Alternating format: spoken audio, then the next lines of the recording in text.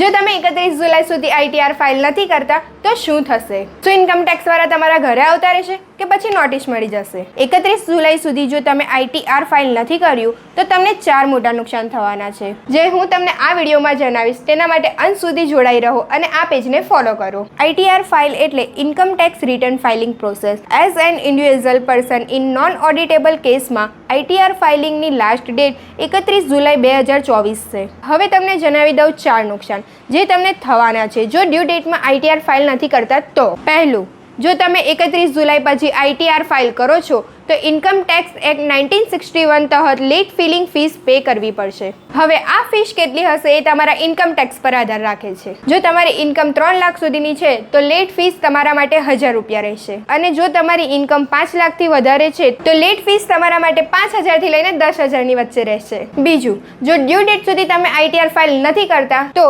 તમારા બિઝનેસનો લોસીસ એ આગળ carry forward નહીં થાય. ત્રીજું, લેટ ફીસની સાથે સાથે એડિશનલ ઇન્ટરેસ્ટ પણ પે કરવાનું રહેશે. અને લાસ્ટ, જો તમે 31 ડિસેમ્બર પછી આઈટીઆર ફાઇલ કરો છો તો આઈટીઆર યુ મુજબ late files, additional interest, additional tax પણ પે કરવાનો રહેશે. હવે તમે પણ જલ્દીથી તમારી ફાઇલિંગ પ્રોસેસ કમ્પ્લીટ કરો અને આવી જ ઇન્ફોર્મેશન માટે આ પેજને ફોલો કરો.